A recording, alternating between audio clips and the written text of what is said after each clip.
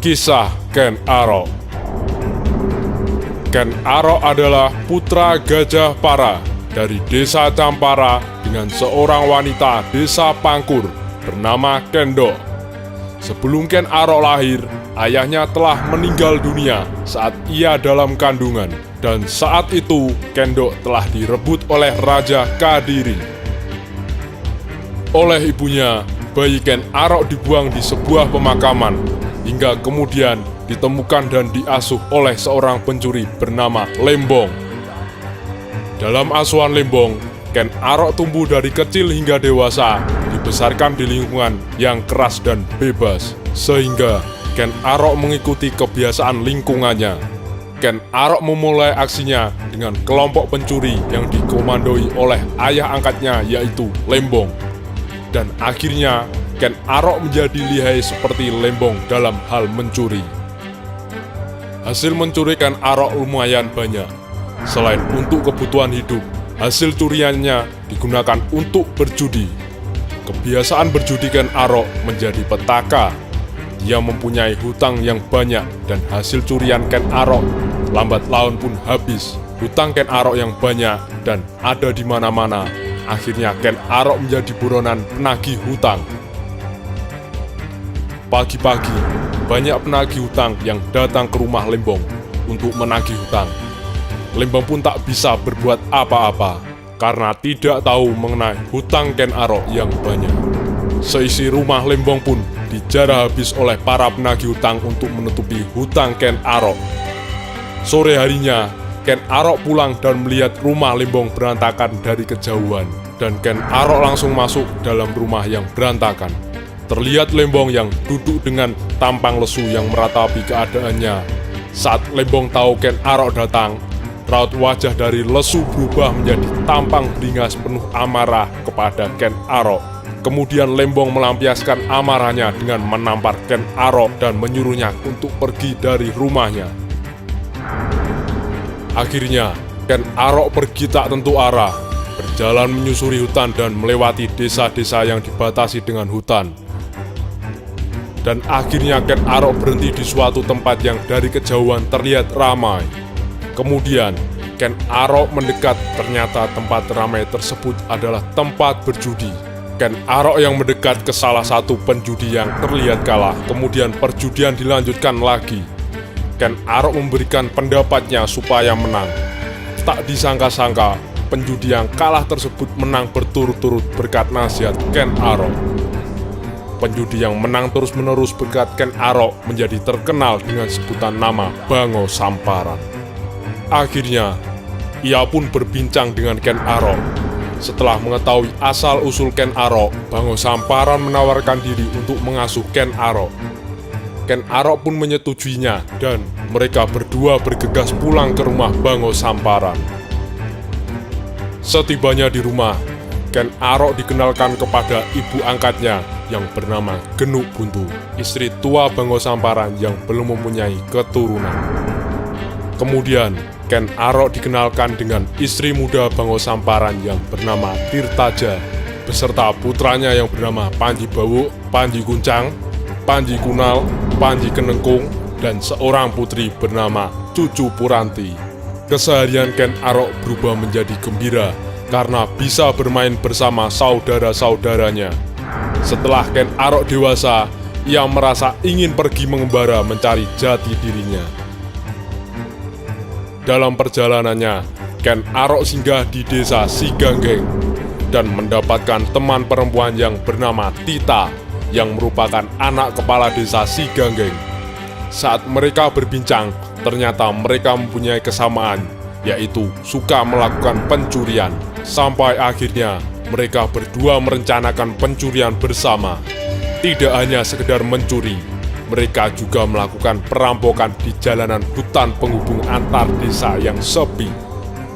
Ken Arok dan Tita menjadi perampok yang ditakuti di area kerajaan Kadiri. Akhirnya pihak kerajaan Kadiri mendengarkan kabar berita tersebut dan mengutus para pasukan untuk mengejar dan menangkap kedua perampok yang meresahkan di wilayah Kadiri. Akhirnya, pengejaran perampok tersebut sia-sia.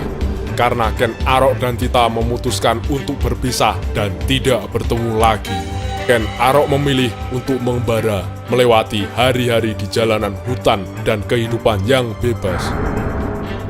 Dalam perjalanannya, Ken Arok tidak sengaja bertemu dengan seorang Brahmana dari India yang bernama Loh Gawe. Brahmana tersebut juga melakukan perjalanan untuk menemukan titisan Dewa Wisnu di tanah Jawa. Loh Gawe terus memperhatikan Ken Arok. Menurut Loh Gawe, orang yang menjadi titisan Dewa Wisnu adalah Ken Arok. Mereka akhirnya berbincang, bertukar pikiran, dan Loh Gawe memberikan saran yang baik untuk Ken Arok. Akhirnya, Ken Arok pun ikut dengan Loh Gawe. Setelah beberapa saat mengikuti Loh Gawe, Ken Arok mulai belajar tentang agama yang dibawa Brahmana tersebut. Pada suatu hari, Ken Arok diajak oleh Loh Gawe menghadap ke Aku Tumapel untuk memperkenalkan diri dan mengabdi di Tumapel. Ken Arok menunjukkan kemampuan bela diri dan pengetahuan agamanya.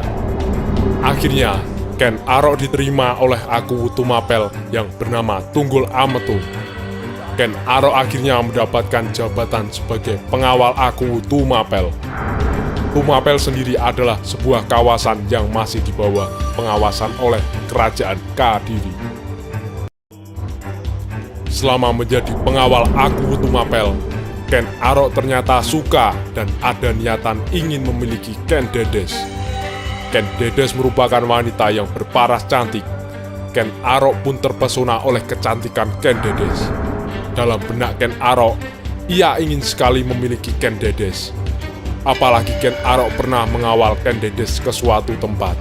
Keinginan Ken Arok semakin menjadi-jadi untuk memiliki Ken Dedes. Suatu hari, Ken Arok berkunjung ke kediaman Loh Gawe dan berbincang tentang pengalamannya menjadi pengawal Aku Tumapel. Saat itu, Loh Gawe juga menceritakan ramalannya tentang Ken Dedes. Menurut Loh Gawe, Ken Dedes akan menurunkan keturunan yang menjadi raja-raja di tanah Jawa. Hal ini juga membuat Ken Arok semakin ingin cepat-cepat merebut Ken Dedes dari Tunggul Ametung. Loh Gawe pun tidak merestui rencana Ken Arok untuk merebut Ken Dedes. Beberapa hari kemudian, setelah kunjungan Ken Arok ke tempat Loh Gawe, akhirnya ia memutuskan untuk membuat pusaka yang ampuh dan Ken Arok pun pulang ke rumah Bango Samparan. Ken Arok menceritakan keinginannya untuk membuat pusaka yang ampuh kepada Bango Samparan. Bango Samparan pun akhirnya memberitahukan tempat pembuatan pusaka yang cukup terkenal yang merupakan kenalannya yang bernama Empu Gandring. Esoknya, Ken Arok pergi ke tempat yang dimaksud. Setibanya di rumah Empu Gandring, Ken Arok pun langsung mengutarakan keinginannya untuk membuat sebuah pusaka yang sakti mandraguna untuk mengalahkan musuhnya. Empu Gandring pun menyanggupinya. Namun, dia meminta waktu 1 tahun karena yang dibuat nanti adalah pusaka yang sangat hebat. Namun Ken Arok tidak sabaran dan meminta dikerjakan dalam waktu setengah tahun. Tetapi ditolak oleh Empu Gandring. Lalu, Ken Arok pulang dengan agak kesal karena pembuatan pusakanya tidak bisa cepat selesai.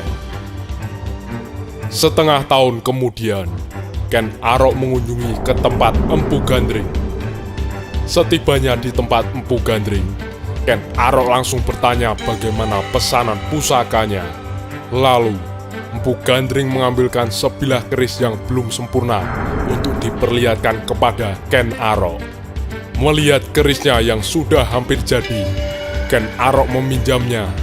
Namun, tiba-tiba Ken Arok langsung menusukkan kerisnya ke dada Empu Gandring. Sebelum tewas, Empu Gandring bersabda bahwa keris itu akan membawa kutukan dan akan membunuh 7 raja termasuk Ken Arok dan anak cucunya. Setelah Ken Arok kembali ke Tumapel, ia segera membuat rencana untuk merebut Ken Dedes dan kekuasaan Tunggul Ametung. Awal rencana Ken Arok adalah meminjamkan kerisnya kepada salah satu temannya yaitu Kebo Ijo. Ken Arok akhirnya pergi ke tempat Kebo Ijo dan memamerkan serta menceritakan keampuhan kerisnya. Kebo Ijo tertarik dan ingin meminjamnya dengan bertukar sekotak emas yang diberikan kepada Ken Arok. Namun, ada persyaratan yang harus Ken Arok jaga, yaitu jangan sampai orang lain tahu bahwa keris itu sebenarnya miliknya. Ken Arok menyanggupinya karena rencana awalnya telah berhasil. Keesokannya, Kebo Ijo dengan bangga memamerkan kerisnya kepada semua prajurit dan pengawal lainnya, sehingga semua orang mengira bahwa keris itu adalah milik Kebo Ijo. Malamnya, Kebo Ijo mengadakan pesta minum-minuman sehingga Kebo Ijo tak sadarkan diri karena mabuk. Kesempatan ini tidak disia-siakan oleh Ken Arok untuk mengambil kerisnya saat Kebo Ijo mabuk. Kemudian, Ken Arok menyusup ke tempat tidur Tunggul Ametung. Tak menunggu lama, Ken Arok langsung menghunuskan kerisnya ke Tunggul Ametung yang sedang tertidur pulas dengan Ken Dedes. Seketika, Tunggul Ametung tewas dan Ken Dedes terbangun dari tidurnya. Dengan sigap, Ken Arok merayu Ken Dedes agar tidak menceritakan kejadian ini. Ken Dedes pun terlena rayuan Ken Arok. Ken Arok berjanji akan menikahinya setelah menjadi Aku Tumapel. Keesokan paginya, semua orang di kerajaan mengetahui bahwa Aku Tumapel dibunuh oleh seseorang. Di mayat Tunggul Ametung masih tertancap sebilah keris. Banyak yang mengira bahwa keris itu mirip dengan milik Kebo Ijo. Akhirnya, para pengawal lainnya menangkap Kebo Ijo dan dibawa ke hadapan mayat Tunggul Ametung untuk mengetahui bahwa keris tersebut benar milik Kebo Ijo. Tak menunggu lama, Ken Arok yang menyaksikan Kebo Ijo yang ditangkap. Ken Arok langsung mengambil keris dari mayat Tunggul Ametung dan menusuk Kebo Ijo hingga tewas sebagai hukuman atas tuduhan membunuh Aku Tumapel. Setelah kejadian itu, Ken Arok mendeklarasikan dirinya menjadi Aku Tumapel yang baru. Disaksikan oleh semua orang, baik prajurit, pengawal, brahmana, abdi di Tumapel, bahkan Ken Dedes. Setelah menjadi Aku, Ken Arok menepati janjinya untuk menikahi Ken Dedes. Tak ada seorang pun yang berani menentang Ken Arok saat itu. Dan ternyata saat itu Ken Dedes telah mengandung anak Tunggul Ametung.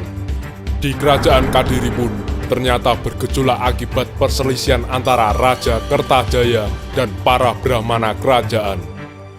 Para brahmana yang terdesak memilih pindah dan meminta perlindungan dari Ken Arok yang menurut kabar akan memberontak pada kerajaan Kadiri. Setelah mendapatkan dukungan yang banyak, Ken Arok berikrar bahwa Tumapel akan lepas dari kerajaan Kadiri dan menjadi kerajaan Tumapel. Dan Ken Arok lah yang menjadi raja pertama kerajaan Tumapel yang bergelar Sri Rajasa Batara Sang Amurwa Bumi. Peperangan itu tak dapat dihindarkan.